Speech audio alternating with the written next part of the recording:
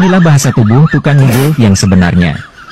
Anak-anak presiden yang ingin masuk politik dan didorong untuk ikut berpolitik, Pak Jokowi sendiri bagaimana? Anak-anak saya gimana? Senangnya sampai sekarang di bisnis semuanya. Di bisnis semuanya di bisnis, meskipun ya bisnisnya bisnis kecil-kecilan. Yang paling kecil kayak Kaisang ya jualan pisang goreng. Kemudian yang gede Gibran itu jualan martabak. Silakanlah mereka berbisnis sesuai dengan yang mereka senangi. Dan saya nggak ingin mendorong, saya sampaikan. Tapi kalau mereka memiliki keinginan untuk itu, bagaimana Pak Jokowi? Saya sampaikan enggak. Biarlah anak-anak saya jualan pisang goreng, jualan martabak. Tenang saja, Pak. Saya sudah ada di sini. Mohon dukungannya. Ya, saya senang Program-program sudah membawa Indonesia ke kebun binatang. Tugas kita sekarang, binatangnya kita gemukkan, melanjutkan dan menyempurnakan, memperluas kebun binatangnya. Bagus sekali, bagus sekali. Akan terbuka 19 juta lapangan pekerjaan untuk generasi muda dan kaum perempuan. Goblok! Hei Mas Samsul, lo aja pekerjaan masih dicariin oleh bapakmu? Sampai-sampai harus melanggar konstitusi negara dengan serius. Kemungkinan juga para pendukung dan pemilihnya juga orang-orang yang senang melakukan kriminal dan pelanggaran hukum.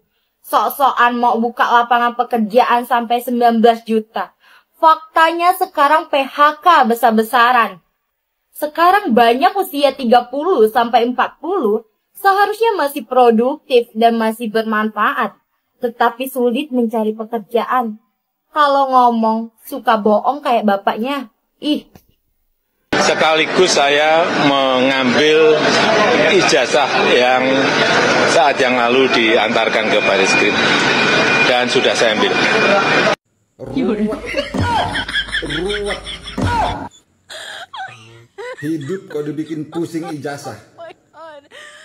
Itu ijazah atau petaka?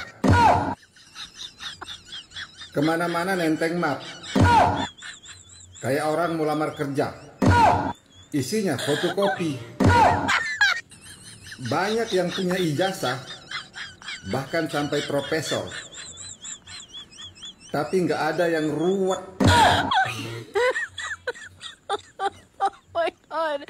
Mau dilihat aja nggak boleh. Pelit amat sih.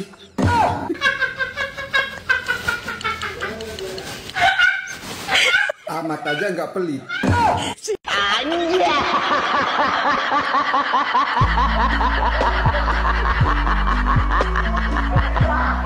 Saya kira luar biasa sekali Pak Ketua Den.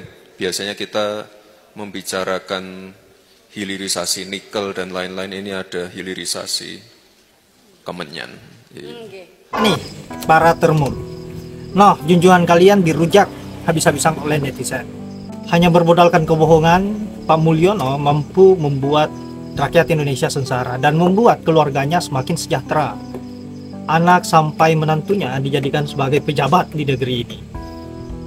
Janjinya 10 juta lapangan kerja tidak terrealisasikan sama sekali, dan sekarang anaknya juga berjanji bertambah sampai 19 juta pekerjaan atau sampai 19 juta lapangan pekerjaan. Tapi yang terjadi hari ini malah kebalikannya. PHK di mana-mana. Pengangguran semakin meningkat. Aduh, ini bagaimana? Seharusnya ternak Mulyono ikut bertanggung jawab akan hal ini, karena mereka lah yang memilih. Nah, sahabat-sahabat, baiknya kita lanjut dulu bagaimana kelucuan-kelucuan para netizen selanjutnya seperti apa, dan silahkan simak baik-baik. Semoga terhibur. Menurunkan tingkat pengangguran dengan menciptakan 10 juta lapangan kerja baru selama 5 tahun. Insya Allah akan terbuka 19 juta lapangan pekerjaan untuk generasi muda dan kaum perempuan. 5 juta diantaranya adalah green jobs. Green jobs ini adalah peluang kerja di bidang kelestarian lingkungan. Green jobs ini adalah tren peluang kerja. diajak keluar dari zona nyaman sama orang yang kerjanya dicariin bapaknya dan dibantu paman. Wih. Wih. Halo, selamat malam. Halo.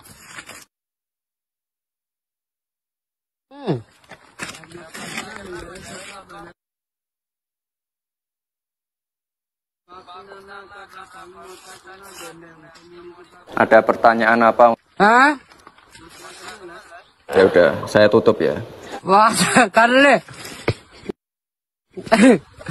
We walks the talk, not only talk the talk. Orang suka bohong harus digetok.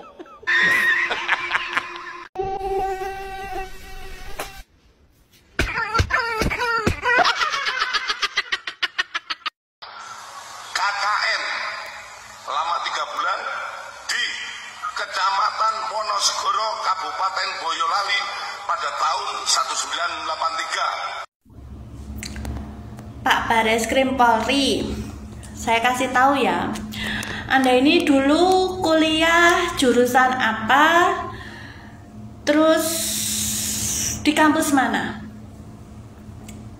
Yang kedua, Anda pernah nggak mengalami proses perkuliahan dengan titel Anda? Saya kok pusing setiap kali Anda ngomong, setiap kali Anda bikin statement. Masuk kuliah tahun 1980, fix ya. Terus 1983 melakukan KKN di Wonosegoro, Boyolali. KKN neng Segoro Kidul mungkin ya. Oh, desa Segoro Kidul, Wonosegoro, Kabupaten Boyolali. Coba ini dicek. Warga masyarakat Wonosegoro, Boyolali, syukur-syukur kepala desane sing dhisik tahun 1983 Jokowi KKN dan teman-temannya itu masih hidup. Bikin statement ning ya ora sah nganggo jilati kepete Jokowi. Kok ndak muntah ya. Kanggo masyarakat Wonosegoro Boyolali ki ana ora jane kuwi desa tenan apa desa gaib? Apa KKN desa penari? Tuh. Karena setahu saya ya, saya googling juga. Seperti ini syarat KKN. Apakah 3 tahun kuliah itu udah benar-benar mencapai 110 SKS? Itu saja. Terus KKN-nya tahun 1983, lulusnya 1985. Aku ya podo-podo kuliah lek UGM Pak, ting ora goblok-goblok nemen kepada Pak Bareskrim Polri ya. Makanya waktu Anda dulu di SMP dan SMA ada pelajaran mengarang, Anda minimal masuk sekolah Pak, biar ngarangnya itu lebih mempunyai imajinasi, tidak mempunyai unsur-unsur kebohongan yang jelas dan tampak sekali. Itu aja ya Pak ya. Saya udah pusing mendengar omongan-omongan Anda, statement Anda seperti ini. Mari goblok dewe Pak. Asli. Udah pengacaranya tolol, bareskrimnya jadi on.